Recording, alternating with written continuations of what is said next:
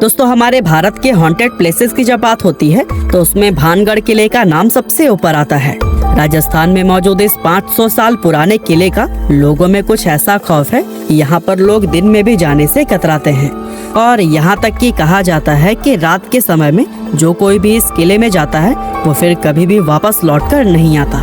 इसीलिए सरकार ने भी खुद बाकायदा बोर्ड लगाकर रात के समय में इस किले में जाने से प्रतिबंध लगाया हुआ है।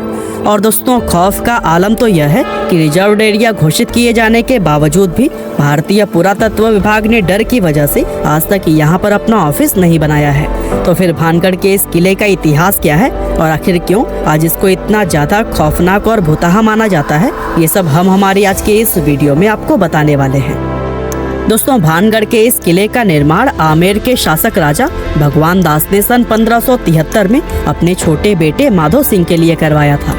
उस समय यह किला पूरी तरह से खुशहाल हुआ करता था और इस किले के अंदर व इसके चारों तरफ लोगों की घनी आबादी रहा करती थी। लेकिन फिर अचानक एक ऐसी अनहोनी हुई जिससे कि इस किले की खुशियां हमेशा के लिए खत्म हो गई और एक समय खुशहाल नजर आने वाला ये विशाल किला एक भुतहा जगह में बदल गया। लोगों के मन में इस किले का ऐसा खौफ बैठ गया कि उन्होंने इसे छोड़ना शुरू कर दिया, जिसका नतीजा यह हुआ कि यह किला और इसके आसपास का इलाका पूरी तरह से वीरान हो गया। यहाँ तक कि आज भी ये किला सैकड़ों सालों से इसी तरह से वीरान पड़ा हुआ है, जो कि दिखने में बेहद ही खौफनाक नजर आता है। इसके बारे में लोग यह बताते हैं कि किले से लोगों के चीखने, चिल्लाने, रोने और घुंघरुओं की रहस्यमय आवाजें आती हैं। साथ ही बहुत से लोग यह भी दावा करते हैं कि जो कोई भी इस किले में रात के समय गया है वो फिर कभी भी वापस लौटकर नहीं आया है और यही वजह है कि दिन में भी बहुत कम लोग ही इस किले के अंदर जाने की हिम्मत कर पाते हैं।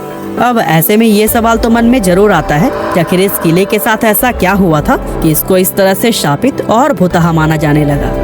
असल में इस किले के हॉन्टेड होने के पीछे लोगों द्वारा एक नहीं बल्कि कई अलग अलग कहानियां बताई जाती हैं। लेकिन उन सभी में सबसे फेमस, जिस पर लोगों द्वारा सबसे ज्यादा भरोसा किया जाता है, वो है राजकुमारी रत्नावती की कहानी। कहते हैं कि जब इस किले का निर्माण करवाया गया था तब इसमें रत्नावती नाम की एक बेहद खूबसूरत राजकुमारी रहा करती थी। उस समय राजकुमारी रत्नावती की उम्र 18 साल थी और उनकी खूबसूरती की चर्चाएं दूर दूर तक हुआ करती थी। उनकी सुंदरता की वजह से ही बहुत से अलग अलग सियासतों के राजकुमार उनसे शादी करने की इच्छा रखते थे, जिसके चलते अक्सर ही राजकुमारी रत्नावती के लिए शादी के प्रस्ताव आते ही रहते थे। लेकिन राजकुमारी ने तब तक किसी के भी प्रस्ताव को स्वीकार नहीं किया था। अब एक बार राजकुमारी अपनी कुछ सहेलियों के साथ खरीदारी के लिए बाजार गई हुई थी और बाजार में वो इत्र की एक दुकान पर रुकी और वहाँ से अपने लिए इत्र खरीदने लगी। इतने में ही उस दुकान से कुछ दूरी पर खड़े सिंघिया सेवड़ा नाम के एक व्यक्ति की नजर राजकुमारी पर पड़ी। सिंघिया सेवड़ा उसी राज्य का रहने वाला था और वो काले जादू का महारथी माना जाता था। राजकुमारी रत्नावती की सुंदरता को सिर्फ एक नजर में देखते ही सिंघिया उन पर पूरी तरह से फिदा हो गया और वो टकटकी लगाए राजकुमारी को घूरता रहा और उसी पल उसने अपने मन में यह तय कर लिया कि वो राजकुमारी को किसी भी कीमत पर हासिल करके रहेगा। अब चूंकि वो तंत्र मंत्र और काला जादू जानता था, इसीलिए उसने राजकुमारी के पसंद किए हुए इत्र की बोतलों में से एक बोतल चुपके से उठाई और उस बोतल पर कुछ तंत्र मंत्र करके उसे धीरे से वापस उसी जगह पर रख दिया। असल में वो अपने तंत्र विद्या की मदद से राजकुमारी को अपने वश में करना चाहता था और उसका ये प्लान काफी हद तक सफल भी हो गया, क्योंकि राजकुमारी ने उसे इत्र के साथ छेड़छाड़ करते हुए देखा भी नहीं था। और फिर राजकुमारी इत्र की शीशी लेकर अपने किले की तरफ वापस जाने लगी। साथ ही सिंघिया सेवड़ा भी छिप छिप कर राजकुमारी का पीछा करने लगा। हालांकि अभी राजकुमारी सिर्फ कुछ दूर पहुंची ही थी, तभी उनकी एक सहेली ने उन्हें बताया कि एक अनजान व्यक्ति ने इत्र की शीशी पर तंत्र मंत्र किया हुआ है। असल में राजकुमारी की उस सहेली ने सिंघिया सेवड़ा को इत्र की शीशी पर काला जादू करते हुए देख लिया था, लेकिन वो डर की वजह से दुकान में कुछ भी नहीं बोल पाई थी। अब राजकुमारी को जैसे ही काले जादू की बात पता चली तो उन्होंने वो इत्र की शीशी रास्ते में पड़े हुए एक विशाल आकार के पत्थर पर दे मारी। पत्थर पर पड़ते ही वो शीशी टूट गई और सारा इत्र उसी पत्थर पर बिखर गया। और दोस्तों, इस तरह से इत्र पर किया गया वो काला जादू उस पत्थर में आ गया, जिसके बाद से वो पत्थर खुद ब खुद लुढ़कते हुए सिंघिया सेवड़ा की तरफ बढ़ने लगा। दरअसल सिंघिया ने उस इत्र पर ऐसा जादू किया था कि जो भी कोई उस इत्र को लगाता वो खुद ही उस तांत्रिक सिंघिया की तरफ खींचा चला आता।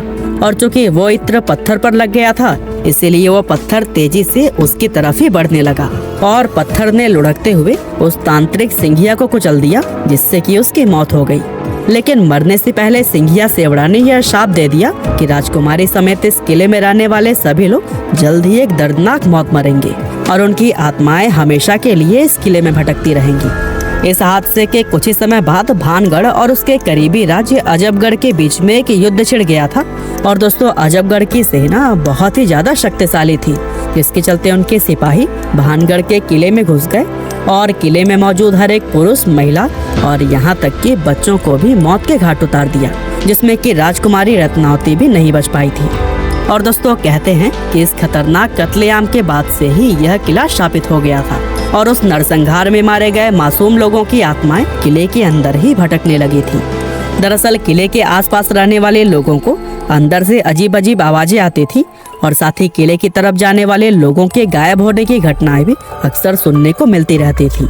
और दोस्तों, इन सभी चीजों के चलते ही किले के आसपास रहने वाले लोगों ने भी अपनी बस्तियां छोड़कर दूसरी जगह पर रहना शुरू कर दिया और देखते ही देखते यह किला और इसके आसपास का इलाका पूरी तरह से वीरान हो गया। इसके अलावा दोस्तों, इस किले के भुतहा होने के पीछे एक और कहानी यह भी बताई जाती है कि जिस समय यह किला बनाया जा रहा था, तब इस किले की जमीन के पास ही बाबा बालकनाथ नाम के एक साधु रहा करते थे। और बाबा को जब इस किले के बनने की खबर मिली तो उन्होंने राजा भगवान दास के पास यह संदेश भिजवाया कि वे अपने किले को इतना ऊंचा न बनवाएं कि उसकी परछाई मेरी कुटिया तक पहुंच जाए। अब राजा भगवान दास ने बाबा की उस बात को गंभीरता से नहीं लिया और जब यह किला बनकर तैयार हुआ तो इसकी परछाई बाबा बालकनाथ की कुटिया तक पहुंच गई। और दोस्तों, उस परछाई को देखकर बाबा क्रोधित हो गए और गुस्से में उन्होंने श्राप दिया कि भानगढ़ पूरी तरह से तबाह हो जाएगा। और दोस्तों, बहुत से लोग आज यह भी मानते हैं कि भानगढ़ किले की यह हालत बाबा बालकनाथ के उसी श्राप की वजह से ही हुई है। इसके अलावा एक कहानी तो यह भी बताई जाती है कि भानगढ़ में एक युद्ध हुआ था, जिसमें कि भानगढ़ के सिपाही पूरी तरह से हार गए थे, लेकिन भानगढ़ के राजा और उनके परिवार के दूसरे लोग अपनी जान बचाकर वहां से भागने में कामयाब रहे। अब चूंकि उन लोगों ने किले के अंदर अपना काफी सारा खजाना छिपाया हुआ था, इसीलिए दुश्मनों से उस खजाने को बचाने के लिए एक झूठ फैलाया गया कि यह किला पूरी तरह से शापित है और अगर कोई व्यक्ति इस किले में जाएगा तो उसकी तुरंत ही मौत हो जाएगी।